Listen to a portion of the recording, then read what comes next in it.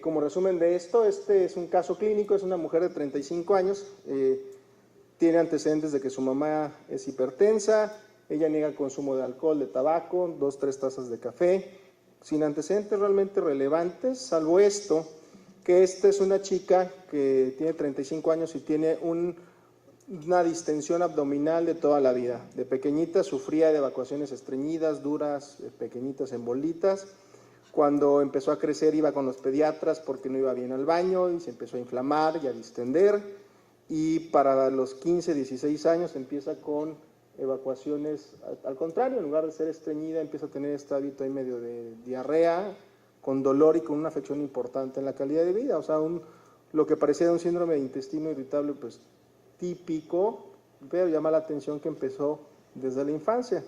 Ella consultaba, y esto es un poquito el resumen de su historia, pues cuando estaba pequeñita el pediatra le dijo que modificara la dieta, que lo más probable es que fuera una intolerancia a la lactosa, que es la intolerancia o la alergia más común que los pediatras buscan.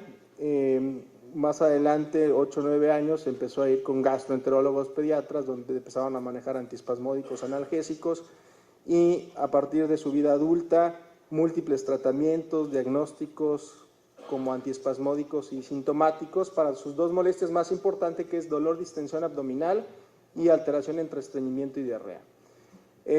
Todos los diagnósticos previos han sido de síndrome de intestino irritable y ella dice que sus últimos 3 años han sido terribles, son los peores, con mucha inflamación.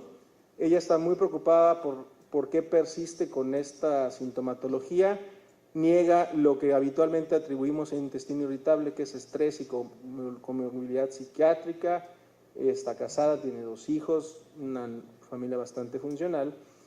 Y en los últimos años, tratando de encontrar una causa, ella asocia a estas crisis a la ingesta de lácteos, cereales, leguminosas y bebidas gaseosas. Entonces, cuando llega a consulta, la preocupación más importante de ella, dentro de muchas preocupaciones, es el paciente con intestino irritable tiene estas y otras más preocupaciones, pero esta es la típica de una paciente joven que no mejora. Si tiene cáncer o no tiene cáncer, evidentemente pues, no tiene ningún dato de alarma aparentemente. ¿Por qué no se puede tratar? ¿Cuánto le va a costar? ¿Por qué no lleva una vida normal?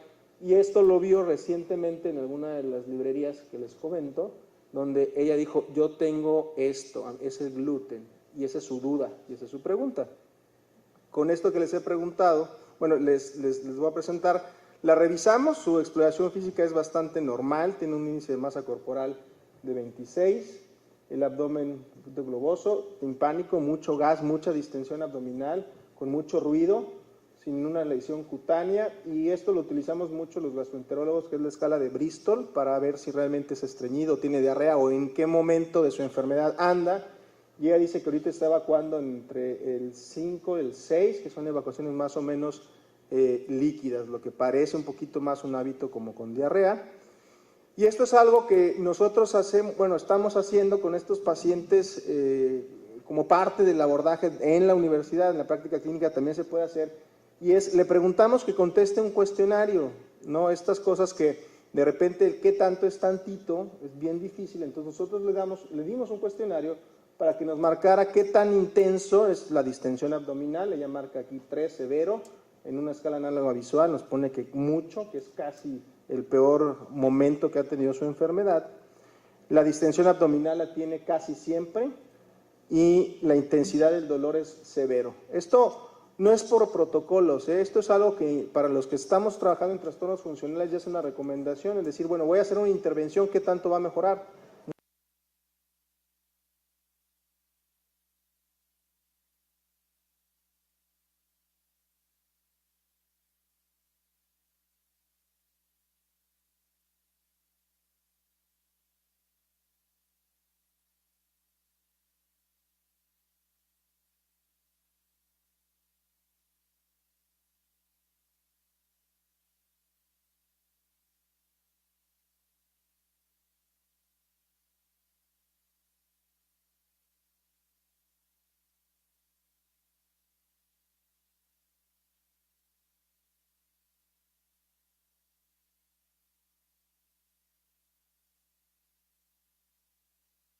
Y te cuenta.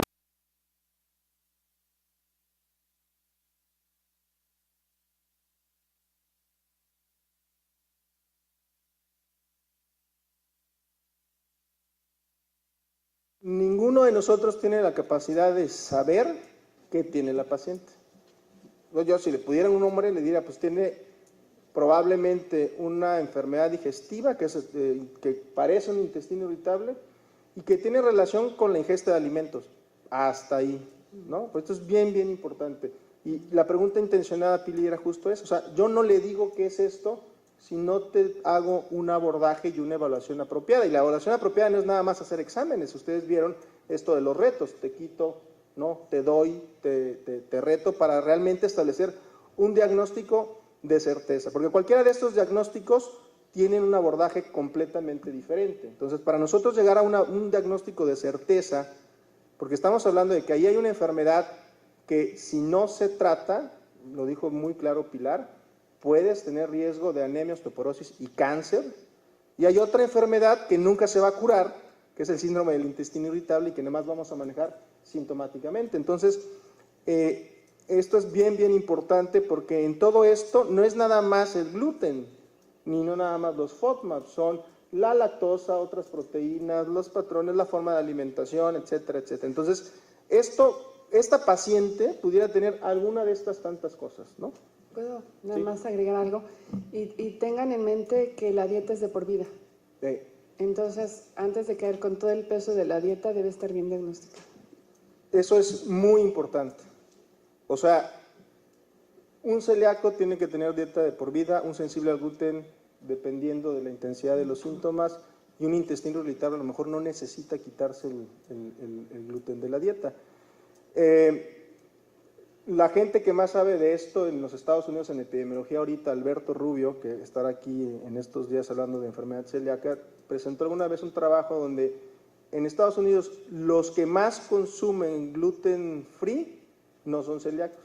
Y los celíacos que tienen que tomar gluten free no quieren llevar la dieta porque la dieta es de por vida. Entonces yo creo que esto es muy, muy, muy importante, el decir a este tipo de pacientes, pues tenemos que buscar realmente cuál es esta enfermedad. Entonces, como dice Cristi, es el duelo pero no resuelto. Es un duelo pero no resuelto. No resuelto. Entonces, lo mencioné yo en la plática, pues esta paciente puede tener desde intestino irritable, sensibilidad al trigo, enfermedad celíaca, y los mecanismos los revisamos muy bien. ¿Qué es lo que nosotros hacemos desde el punto de vista de evaluación clínica? Y además son parámetros nutricionales. Nosotros cuando tenemos un paciente así, le pedimos una biometría hemática. La biometría hemática para nosotros en general es que no haya anemia, porque ese es un dato de alarma que nos orientaría a buscar otra cosa. Pero hay dos cosas más que vimos. Bueno, yo me fijo mucho en la biometría hemática, en que es el balón de glóbulo corpuscular medio. O sea, la biometría hemática es una prueba que viene interpretada, hasta diagnóstico de sprue tropical hacemos, ¿no? ¿Cómo está el volumen globular? Alto, bajo, porque eso acuérdense que eso es deficiencia de ácido fólico, vitamina B12, hay un problema de absorción. Me voy muy rápido en un paciente que yo tengo, que tiene anemia y tiene anemia megaloblástica. Ese paciente es intestino delgado, hay algo, no sé qué es, y ese va a cambiar completamente mi abordaje diagnóstico. Ella tiene un volumen globular aquí bajito y estos son sus parámetros metabólicos, glucosa de 89, tiene pruebas de función hepática normales, tiene también una albúmina de 4.1, tiene 181 de colesterol, 230 de triglicéridos. Esto está alterado, esto está elevado, está discretamente elevado, unas pruebas de función tiroidea. Esto es algo que en todos los pacientes que se quejan de diarrea con dolor abdominal, distensión, no está de más hacer unas pruebas de función tiroidea. Nosotros eso lo hacemos casi siempre en las mujeres. Y en estos pacientes lo que nosotros recomendamos es sí hacer una serología o el famoso panel celíaco, que depende el sitio, la disponibilidad. Creo que los costos sí han disminuido y el acceso a estas pruebas cada vez es más fácil. Y de todas las pruebas que nosotros pedimos, pareciera ser que las que son más sensibles, específicas, son los anticuerpos antitransglutaminasa tisular, que como verán están en límites muy bajos. Nosotros en la parte del país donde estamos, hacer anticuerpos antiendomicio, que son como más sensibles y específicos, son muy caros, y el día de hoy se ha demostrado que que es una prueba de ELISA, que puede costar, dependiendo del centro, entre 800 y 1,200 pesos, tiene una alta sensibilidad y especificidad, son negativas, y les pedimos anticuerpos antigliadina, donde está discretamente elevada esta, que como les decía, esto puede ser incluso normal en pacientes o en sujetos sanos. Les comento yo de los costos, porque siempre me lo preguntan. ¿Cuánto cuesta esto? Porque esto es muy caro. Bueno, muchos de nosotros en los consultorios, y seguramente ustedes llegan, pacientes que se hacen el inmunotest, se hacen una prueba inmunológica para alergias que les cuesta como creo que 15,000 pesos o 10,000 pesos, donde les hacen pruebas para todo y son alérgicos a todos, ¿no? Eso es costoso, eso es bien costoso, pero esto, ¿costo-beneficio? Esto no es costoso, porque esto te va a decir, ¿eres celíaco o no eres celíaco? No, y yo lo insisto mucho con los pacientes porque me dicen, traigo mi inmunotest que me costó 9,000 pesos y ahí me dice que soy celíaco. No, eso no es una prueba para enfermedad celíaca. Una prueba para enfermedad celíaca es esta, que en este caso son francamente... Ni para alergias, porque no, ni para alergias. En vez de IgE. No, eso es muy común, bastante común, y eso parece que no cuenta dentro de los costos, pero son muy caros. Y le hicimos una biopsia, a esta paciente le hicimos intencionadamente una biopsia del duodeno, porque era una paciente que tenía una indicación para una endoscopía, que era que persistía con los síntomas. Nosotros no hacemos rutinariamente endoscopías a estos pacientes, no lo hacemos. Pero en una paciente que tiene más de 5 años con síntomas persistentes, aunque sea joven, en algún momento nosotros quisiéramos tener una evaluación endoscópica para ver si no hay esofagitis, gastritis por helicobacter, el escrutinio. Es una paciente joven y no hay una guía que diga qué es un intestino irritable refractario, no lo hay. Pero esta paciente, si yo no la evalúo bien ahorita que estoy evaluando, en algún momento se va a hacer la endoscopía. Y una de las recomendaciones que hacemos es en sujetos que se quejan de inflamación, distensión, diarrea y dispepsia persistente, si haces la endoscopía, biópsiale el duodeno. Porque ahí pudiera estar, o sea, tenemos muchos pacientes que tienen 2, 3 endoscopías que dicen, no tiene nada, ¿le biopsiaron el duodeno? No. ¿Y cuál es su síntoma? No, pues diarrea, se inflama, pues biopsia en el duodeno, porque este es el estándar de oro junto con la serología para decir, tiene una enfermedad celíaca silenta, sintomática, típica. Esta biopsia, reportada por un patólogo experto, nos dice que tiene 19 linfocitos intraepiteliales, una clasificación de Marsh de 0 a 1. Realmente no hay un diagnóstico de enfermedad celíaca con esto. El diagnóstico incipiente o el dato más temprano de enfermedad celíaca es que haya más de 40 linfocitos intraepiteliales, ¿no? Esto puede ser normal. En ese paciente particular, ¿no es más interesante haberle hecho una colonoscopia con microscopía de biopsias terminal? O sea, pensando que... En una colitis microscópica, sí. Puede ser...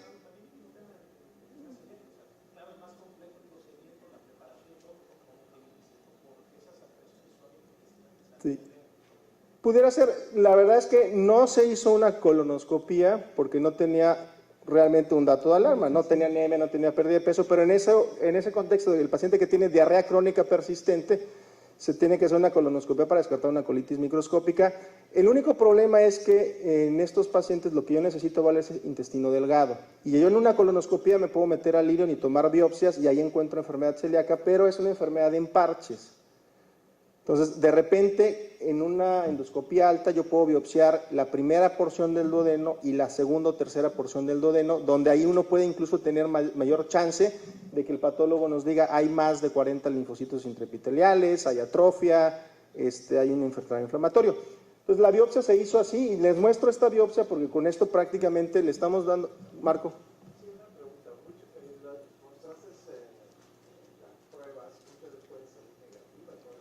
Las pruebas, sí. El péptido de aminado, o sea, respecto a las serologías, lo que pregunta el doctor Lirés, esos pacientes que también no es raro que uno hace la serología es negativa y en la biopsia el patólogo nos dice es una franca enfermedad celíaca. Yo ahí pondré un poquito en duda la prueba serológica ¿cuál prueba fue? Si fue anticuerpos antitransglutaminasa, péptido de aminado, que es un poquito mejor, pero el problema con la serología es Si el sujeto está en una dieta sin gluten, la serología va a salir negativa. ¿Y también deficiencia de IgA? Y deficiencia de IgA. Y si tengo deficiencia de IgA, eso es bien Que importante. no sé qué tan frecuente sea. No es, aparentemente en México no se sabe el dato, pero es por lo menos un 10% de los celíacos pueden ser deficientes de IgA. Y salen negativos los Pero lo más común es eso, que el paciente nos dice, no nos los dice porque a veces hasta le da pena decir, es que yo ando sin gluten. Yo en esos casos, hay casos que tengo como lo que comenta el doctor Lira, mi serología es negativa y mi biopsia es positiva. Y yo les pregunto, ¿hace cuánto no estás comiendo gluten? No, pues la verdad sí lo suspendí desde hace 6 meses y tenía como la duda. O sea, la serología se puede negativizar al mes. La histología puede tardar de 6 a 12 meses. Pues esos casos discrepantes se pueden deber a eso. Es más, hay veces que aunque el paciente ya esté sin gluten, lo retamos al gluten. Es decir, necesito que comas gluten, pero es que me voy a sentir muy mal. 2, Bueno, 3 pues, semanitas. ¿no? Y la tercera, que ahí es algo que no está tan disponible, pero en algunos lados se busca, es la prueba el marcador de autoinmunidad. O sea, si yo a este paciente no lo quiero someter a una dieta libre de gluten y tengo una biopsia positiva y una serología negativa y le hago un HLA y es de Q2, de Q8 positivo, eso prácticamente te ayuda a confirmar. O sea, esas pruebas de autoinmunidad se piden, están disponibles, pero están reservadas para estos casos discrepantes. Y hay muchas otras variables. Yo te puedo decir que depende del patólogo que vio esta biopsia, ¿no? O sea, hay patólogos que reportan estas biopsias y les ponen duodenitis inespecíficas. La mayoría. A mí lo que necesito que el patólogo me diga es cuántos linfocitos intraepiteliales tiene. ¿Tiene atrofia o no tiene atrofia? Entonces, esto es muy, muy importante porque a veces nosotros, como endoscopistas, lo hacemos bien y tomamos la biopsia, pero el patólogo no nos ayuda. Vean cómo para establecer un diagnóstico de enfermedad celíaca o de un trastorno relacionado con el gluten, tenemos que tener un equipo que hable el mismo idioma. Desde el nutriólogo, el que toma la biopsia, el que la interpreta, hasta el paciente que entienda por qué sí y por qué no. Finalmente hicimos esto y el diagnóstico en este momento de esta paciente, ¿cuál sería? ¿Qué diagnóstico le diría? Que tiene intestino irritable con diarrea, enfermedad celíaca evidente, sensibilidad al gluten, alergia al trigo, o es necesario hacer una prueba con dieta libre de gluten para ver qué es. La E, ¿no? Parece más una sensibilidad al gluten o al trigo no celíaco. Pero yo qué sí le digo a esta paciente. Uno, no tienes enfermedad celíaca, ¿no? Esto es muy importante. O sea, no tienes enfermedad celíaca. ¿Y cuál es la implicación de esto? Que no necesariamente necesito una dieta de por vida, ¿no? O sea, es ambiguo. El que quiere ser celíaco quiere seguir la dieta y el celíaco no quiere ser celíaco. Entonces, somos contrarios a todo lo que nos, ¿no? Entonces, lo que hay que hacer es una dieta, un reto, ¿no? Si yo se los mostré, y no me voy a detener en esto, pero les mostré este protocolo, el protocolo de Salerno, que hay que quitarle 6 semanas y luego reintroducirlo. Lo ideal sería incluso medio cegado y esperar una semana. Pero desde el punto de vista práctico, y esa es la pregunta muy, muy concreta para ti, Pili, es ¿cuánto tiempo les dejas una dieta libre de gluten a los pacientes que tienen sospecha de sensibilidad al gluten no celíaca? Ya en el consultorio, les dices 1 semana, 2 semanas, 4 semanas, 6 semanas, 6 meses. Yo les digo un mínimo de 2 semanas. Mínimo de 2 semanas. Mínimo de 2 semanas, pero podría llegar a ser hasta 6 ya bien, pero a ver quién lo tolera. A ver quién lo tolera, ¿no? Eso es bien importante. Esto de 1 o 2 semanas es lo que les hacía yo mucho énfasis en el efecto nocebo. Ah, ¿me lo voy a quitar? No, me voy a sentir súper bien. Pero eso no va a durar más de 2. Si de verdad es esto, va a durar, pero si no, lo más probable es que las 2 o 3 semanas, y muchos pacientes, cuando de forma autónoma deciden quitarse el gluten y compran sus productos libres de gluten, la siguiente quincena hablan y dicen, no, me salió más caro y sigo igual. Pues no, que yo no te prescribí la dieta la prescribiste tú.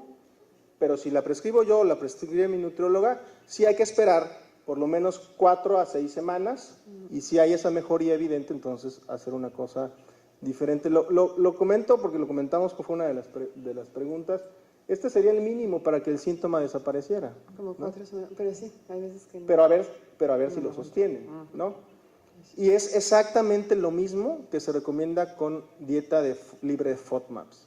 6 semanas y luego la reintroducción. O sea, me parece que esto es algo que con mayor frecuencia podemos nosotros como médicos lo hacemos, pero lo mencionaba también en el protocolo de Salerno. O sea, lo tiene que hacer la nutrióloga, las nutriólogas, porque los expertos en esto, los que tienen más tiempo y más dedicación y tratar de ver que no se haga algo mal. A mí me da mucha risa cuando el paciente me dice, doctor, es que usted no me da dietas para el reflujo, para el dispepsia, para el intestino irritable. Sí, porque yo no soy especialista, yo no tengo ni la preparación ni el tiempo para explicarte algo para lo cual hay un grupo de especialistas, ¿no?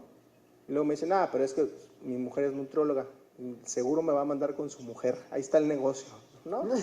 Ve con quien quieras, pero los médicos no sabemos recetar, ni hacer este tipo de intervenciones, no lo podemos hacer, y además se necesita lo que sigue, que es cómo vas, estás mejorando, no estás mejorando, esta parte que me parece que es muy importante. Y aquí supongo, Pili, que viene esa recomendación de qué más hacer si les quitas el gluten, qué más hacer para que no pase esto de aumentar el riesgo metabólico. Lo mencionaste tú, pero tú lo mencionaste, pero a mí como paciente me parecería bien difícil hacer. A ver, me quito el gluten, entonces voy a comer más papa, más proteína, Se calcula la dieta individualizada. Lo tienes que individualizar. Y ya después, a la hora de asignar los hidratos de carbono complejos, ya es cuando uno es muy enfático. Y también los productos que sean industrializados, también muchos son en galletas que tienen chocolate, tal. Entonces, bueno, pues eso también no consumirlo a libre demanda, ¿no? Sino tratar de que sea una dieta calculada, individualizada, recomendable, con actividad física, digamos, ¿no? Es una dieta que no diferiría más que en las fuentes, ¿no?, de hidratos de carbono de lo que sería una dieta recomendable. De los que están aquí en la audiencia, ¿quién ha prescrito una dieta libre sin gluten a alguien? Levanten la mano. ¿No? A lo mejor voy a preguntar una tontería, pero me lo preguntan los pacientes. ¿Qué, me vas a dar una dieta con menús? Desayuno, comida y cena durante 6 semanas, o me vas a dar una lista de alimentos, o ¿cómo lo hago? ¿Qué es lo más práctico? Bueno, yo tengo mi método. No, cada quien tiene su método, ¿no? Pero nosotros como médicos por eso lo hacemos muy mal, porque agarramos, nos metemos al internet, imprimimos una lista que está en el internet y se la damos, ¿no? Y que vaya y que lo haga, y esto comes y esto no comes, o si un laboratorio nos dejó alguna cosa. A mí me da mucha risa porque la primera vez que prescribimos una dieta libre de FODMAPs, agarramos una dieta que estaba no sé dónde y el paciente me decía, doctor, yo no como arvejas ni bogavante. No, pues yo tampoco. Pues esa dieta está ahí y está, ¿no? Sí. Y luego hay preguntas como el de la tortilla. Hay que tropicalizarla. Hay que tropicalizarla, ¿no? O sea, hay que tropicalizarla y ahí sí es la labor de cada uno con sus pacientes, ¿no? No es el tema, porque estamos hablando de dieta libre sin gluten, pero por ejemplo, a mí uno de los alimentos que estamos estudiando también nosotros ahora en Veracruz es el nopal, y ese tiene una gran cantidad de FODMAPs, ¿no? Porque tiene mucha inulina. Y entonces en la dieta de FODMAPs en la Universidad de Veracruzana me decía, ¿y les vamos a dar nopal o no? No, pues nos pregúntenle a los nutriólogos, ellos saben mejor que yo el contenido de agua, la fibra, la concentración. O sea, lo que comemos nosotros, pues es totalmente diferente a lo que está en la literatura. Y esa parte de tropicalizarles la experiencia, y tú lo mencionabas muy bien, es muy difícil entrenar a alguien en este tipo de dietas, no nada más en México, sino en otras partes del mundo, pero aquí me parece todavía más difícil. El ejemplo de la tortilla es uno de ellos, ¿no? O sea, Pili me dio mucha risa porque dice, es todo un issue, ¿no? Es la tortilla que debería de ser, si yo fuera celíaco, yo rápidamente pensaría en que pues, está todo dar, voy a comer tacos y garnachas siempre, no me va a pasar nada, pero no, ¿va? Pues no. Entonces se tiene que individualizar y tropicalizar, Sí, ¿no? sí. Con lo que tenga esa palabra, ¿no? Les voy a mostrar lo que nosotros hicimos a las 6 semanas. Fue una dieta por una experta en esto, no es una nutróloga, es una doctora que estuvo entrenándose en esto con nosotros, ahora ya terminó su pasantía, pero ella se dedicó nada más a prescribir dietas sin FODMAPs y sin gluten durante un rato y enseñó muy bien a los demás chicos. Y a las 6 semanas le aplicamos este mismo cuestionario, donde le preguntábamos cómo había sido el tratamiento, ella marcó que muy eficaz, el apego a la dieta fue bueno, ahí sí es un acto de fe, o sea, hay que creer lo que dicen los pacientes, porque eso es bien complicado, pero considera esto que es muy difícil de llevar, o sea, si se apega, se siente bien, pero es muy difícil de llevar y le resulta muy eficaz. ¿Qué quiere decir con esto? Que al final del día esta puede ser una paciente que se maneje ya como a libre demanda. Tienes molestias, quítate el gluten y demás. Vean la intensidad de los síntomas, de ser 3, 4 bajó a 1 o 2, de ser muy frecuente bajó a ser poco frecuente. O sea, cumple con todos estos criterios de que por lo menos en esas 6 semanas hay una reducción del 30, del 50% de los síntomas. Sigue teniendo muy ocasionalmente dolor abdominal. La biopsiamos 6 semanas después, nosotros estamos ahorita trabajando un protocolo específicamente de esto, de sensibilidad al gluten no celíaco y el impacto en síndrome metabólico. Y bueno, vimos que disminuye un poquito esto de los linfocitos intraepiteliales, pero realmente tampoco cambia mucho la histología ni mejora. O sea, era una vellosidad sana desde el principio.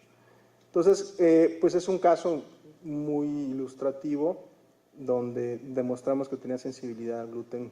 ¿Ha vuelto a comer gluten? Pues sí, se inflama y se distiende y ocasionalmente tiene diarreas, especialmente cuando come pan integral, pastas y pizza. Yo lo menciono porque no lo hemos platicado, pero estos pacientes pues también pueden tener intolerancia a la lactosa y uno piensa que es el gluten y resulta que el queso de las pizzas que comen los pacientes tiene una gran cantidad de lactosa. No, a mí cuando me dicen, ¿no? El fresco. El fresco y pasa lo mismo con las pastas. ¿Qué es? ¿Es el gluten o es la crema? ¿O es La misma grasa también. o la misma grasa, ¿no? Tolera muy bien la avena, no tiene problemas ni con el maíz y el arroz, y ha optado ella por una dieta lo más estricta posible, porque es una enfermedad sintomática, ¿no? No tiene enfermedad celíaca. Y la última pregunta, que esto es el fenómeno que pasa, el marido que tiene sobrepeso sin ninguna enfermedad, pues quiere seguir la misma dieta, ¿no? Porque pues ya vio que la esposa se siente bien y pues esto del gluten free como que parece que es atractivo. ¿Qué le dices, Pili? ¿Que lo haga, que no lo haga? Que no lo haga. Que no lo haga, ¿no? O sea, ese es un mensaje bien importante. No, si no es una enfermedad relacionada con el gluten, no necesitamos quitarlo. Yo no lo mencioné por razones de tiempo. El martes, dentro del curso de gastroenterología, tenemos un módulo de enfermedad celíaca y sensibilidad con Alberto Rubio y Suscanga y me piden una plática muy similar. Pero hay algo que no mencioné que es bien importante, porque no es nada más por el riesgo metabólico. Quitarle la fibra a un sujeto, ¿cuál es la principal fuente de fibra? Los cereales. Se estreñen. Aumenta no nada más el cambio en microbiota, aumenta el riesgo de cáncer de colon, aumenta el riesgo de síndrome metabólico de dislipidemia. O sea, son todas esas cosas que de repente decir, quítatelo porque te vas a sentir como Novak Djokovic. Pues no es cierto, te puedes poner peor. O sea, no es una recomendación que se tenga que generalizar, no nada más por los costos, ¿no? Sino por la implicación en salud. Llevamos años diciéndole a la población mexicana que comemos poca fibra, ¿no? Y que tenemos que comer más fibra y que ese es uno de los estímulos más importantes para una microbiota saludable. Y de repente empezamos, pero ahora hay que quitar porque el gluten, y no es el gluten, no, a lo mejor son otras cosas que pudieran en este momento ni siquiera conocerlos. No sé si hay alguna pregunta más respecto al caso. Pregunta.